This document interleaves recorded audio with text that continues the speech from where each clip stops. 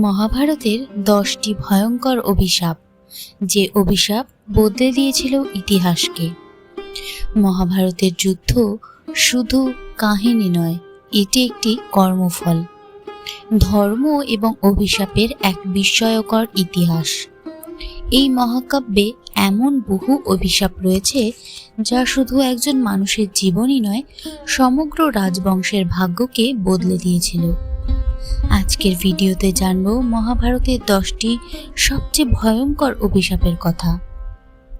চলুন তাহলে শুরু করি।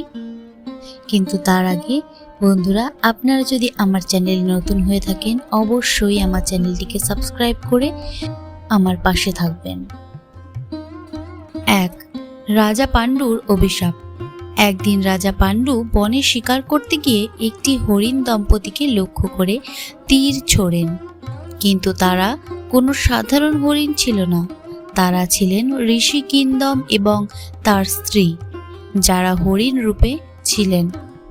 মৃত্যুর আগে ঋষি কিন্দম পাণ্ডুকে অভিশাপ দেন, যেদিন তুমি তোমার স্ত্রীর সঙ্গে মিলিত হতে চাইবে সেই দিনই তোমার মৃত্যু হবে। এই অভিশাপের কারণেই পাণ্ডু সন্তান লাভ করতে পারেননি।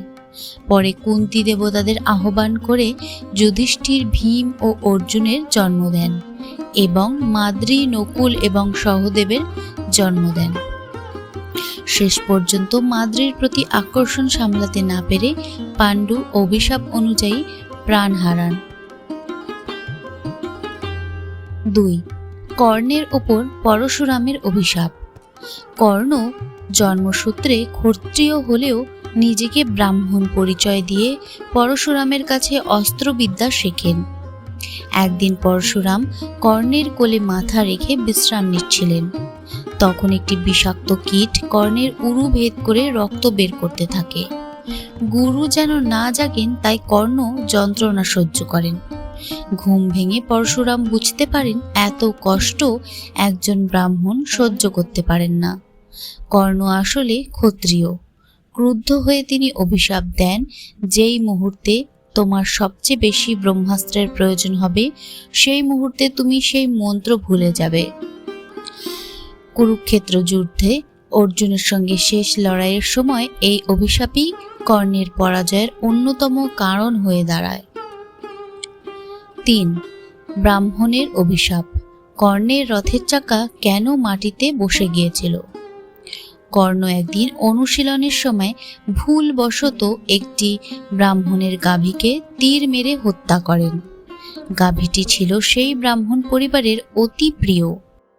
শোকে কাতর ব্রাহ্মণ কর্ণকে অভিশাপ দেন, যেমন আমার নিরপরাধ গাভী অসহায় অবস্থায় প্রাণ হারিয়েছে, তেমনি তুমি যুদ্ধক্ষেত্রেও অসহায় অবস্থায় মৃত্যুবরণ করবে। তোমার রথের চাকা মাটিতে আটকে যাবে আর তখনই শত্রু তোমাকে আঘাত করবে। কুরুক্ষেত্রের যুদ্ধে ঠিক তাই ঘটেছিল। কর্ণের রথের চাকা মাটিতে বসে যায়। তিনি অর্জুনকে যুদ্ধ থামানোর চেষ্টা করলেন।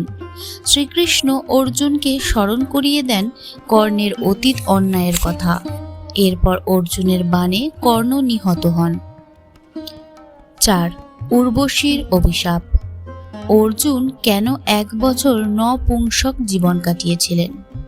স্বর্গে অবস্থানকালে অপ্সরা উর্বশী অর্জুনের প্রতি আকৃষ্ট হন, কিন্তু অর্জুন তাকে মাতৃসম স্নেহ করেন, বিনয়ের সঙ্গে প্রত্যাখ্যান করেন।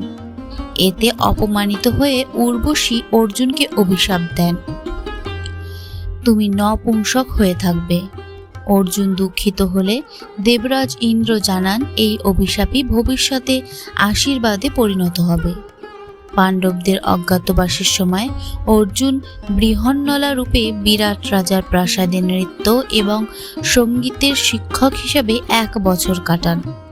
উর্বশীর অভিশাপের কারণেই তার পরিচয় গোপন রাখা সম্ভব হয় এবং পাণ্ডবদের অজ্ঞাতবাস সফল হয়।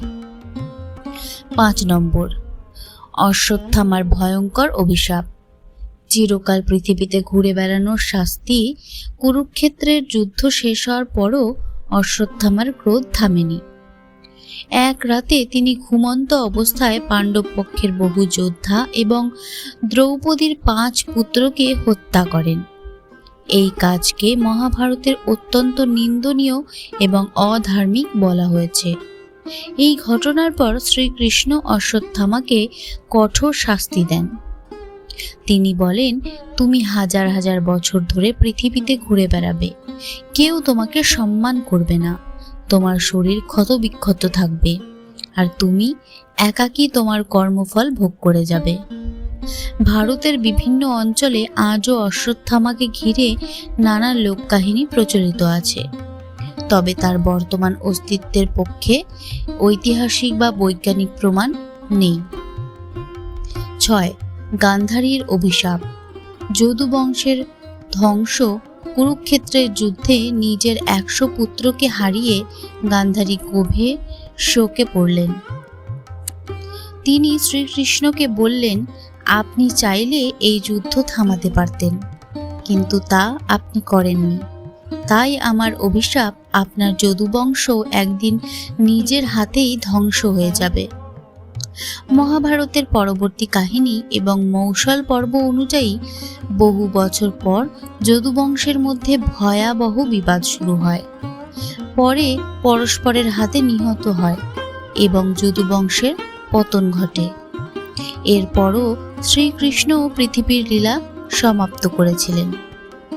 7 নম্বর, ঋষি মান্ডব্যের অভিশাপ। যমরাজ কেন বিদুর হিসেবে জন্ম নিয়েছিলেন? ঋষি মান্ডব্য ছিলেন এক মহান তপস্বী। একদিন কিছু চোর তার আশ্রমে লুকিয়ে পড়েন। রাজকর্মচারীরা এসে ভুলবশত ঋষিকেও অপরাধী ভেবে শুলে চড়িয়ে দেয়। পরে তারা নির্দোষিতা প্রমাণ হলে তাকে মুক্তি দেওয়া হয়। কিন্তু ঋষি জানতে চান তিনি এমন কঠিন শাস্তি কেন পেলেন। যমরাজ জানান, শৈশবে তিনি একবার একটি ছোট পোকাকে কষ্ট দিয়েছিলেন, সেই পাপের ফলেই তার এই শাস্তি। ঋষি মান্ডব্য বলেন, একটি শিশুর অজ্ঞানতাবশত কাজ করার জন্য এত বড় শাস্তি অন্যায়। তাই আমি তোমাকে অভিশাপ দিচ্ছি, তোমাকে মানব জন্ম নিতে হবে। এই অভিশাপের ফলেই যমরাজ বিদুর রূপে জন্মগ্রহণ করেন। বিদুর পরে কৌরব সভার অন্যতম জ্ঞানী এবং ন্যায়পরায়ণ উপদেষ্টা হিসেবে পরিচিত হন। ঋষি শৃঙ্গির অভিশাপ। রাজা পরীক্ষিতের মৃত্যুর ভবিষ্যৎবাণী। একদিন রাজা পরীক্ষিত শিকার করতে গিয়ে তৃষ্ণার্ত অবস্থায় শমিকের আশ্রমে পৌঁছান। ঋষি শমিক গভীর ধ্যানে থাকায় কোনো উত্তর দেননি। রাজা অপমানিত বোধ করে একটি মৃত সাপ ঋষির গলায় ঝুলিয়ে দেন। ঋষির পুত্র শৃঙ্গী এই ঘটনা জানতে পেরে ক্রুদ্ধ হয়ে অভিশাপ দেন তাকে। আজ থেকে 7 দিনের মধ্যে তক্ষক নাগের দংশনে রাজা পরীক্ষিতের মৃত্যু ঘটবে। সেই অভিশাপ সত্য হয়। 7ম দিনে তক্ষক নাগের দংশনে রাজা পরীক্ষিতের মৃত্যু ঘটে। এই ঘটনার পরেই তার পুত্র জন্মেঞ্জয় বিখ্যাত সর্পযজ্ঞ আয়োজন করেন, যার সঙ্গে মহাভারতের পরবর্তী ইতিহাসও জড়িয়ে আছে। 9. শাম্বের অভিশাপ। যদুবংশের ধ্বংসের সূচনা। শ্রীকৃষ্ণের পুত্র শাম্ব একদিন কিছু যাদব যুবকদের সঙ্গে মজা করার জন্য ঋষিদের সামনে নারীর ছদ্মবেশ ধারণ করেন। তার পেট বেঁধে গর্ভবতী নারীর মতো সাজিয়ে ঋষিদের জিজ্ঞাসা করা হয়, বলুন তো এর গর্ভে ছেলে হবে না মেয়ে? ঋষিরা বুঝতে পারেন যে তাদের সঙ্গে উপহাস করা হচ্ছে। ক্রুদ্ধ হয়ে তারা অভিশাপ দেন, এর গর্ভ থেকে একটি লোহার মুষল জন্ম নেবে, আর সেই মুষলই সমগ্র যদুবংশের ধ্বংসের কারণ হবে। পরবর্তীতে ঠিক তাই ঘটে। সেই লোহার মুষল গুঁড়ো করে সমুদ্রে ফেলে দেওয়া হলেও তা থেকে জন্ম নেওয়া নলখাগড়া দিয়ে যাদবরা নিজেদের মধ্যে সংঘর্ষে লিপ্ত হন। শেষ পর্যন্ত যদুবংশ প্রায় সম্পূর্ণভাবে ধ্বংস হয়ে যায়। এবার আসবো 10 নম্বর, ভীষ্মের জীবনের অভিশাপ সদৃশ প্রতিজ্ঞা যদিও এটি সরাসরি কোনো ঋষির দেওয়া অভিশাপ নয়, তবুও মহাভারতের অন্যতম করুণ ঘটনাগুলির মধ্যে একটি। পিতা শান্তনুর সুখের জন্য দেবব্রত আজীবন ব্রহ্মচারী থাকার এবং কখনো সিংহাসনের দাবি না করার প্রতিজ্ঞা করেন। এই ভয়ঙ্কর প্রতিজ্ঞার কারণেই তিনি ভীষ্ম নামে পরিচিত হন। তার ব্যক্তিগত ত্যাগের ফলে কুরু বংশে উত্তরাধিকার সংকট সৃষ্টি হয়, যা ধীরে ধীরে কৌরব পাণ্ডব সংঘাত এবং শেষ পর্যন্ত কুরুক্ষেত্রের মহাযুদ্ধের অন্যতম কারণ হয়ে দাঁড়ায়। বন্ধুরা, মহাভারতের অভিশাপগুলোর মূল শিক্ষা হল অহংকারের পরিণতি সর্বদা ভয়াবহ হয়। অন্যায়, প্রতারণা এবং অধর্মের ফল একদিন না একদিন ভোগ করতেই হয়। কর্মফল থেকে কেউ রেহাই পায় না, সে রাজা হোক, বীর যোদ্ধা হোক কিংবা দেবতুল্য ব্যক্তিত্বই হোক।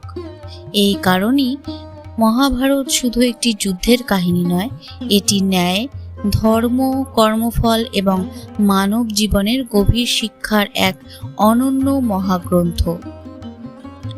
বন্ধুরা, আপনার মতে মহাভারতের সবচেয়ে ভয়ঙ্কর অভিশাপ কোনটি?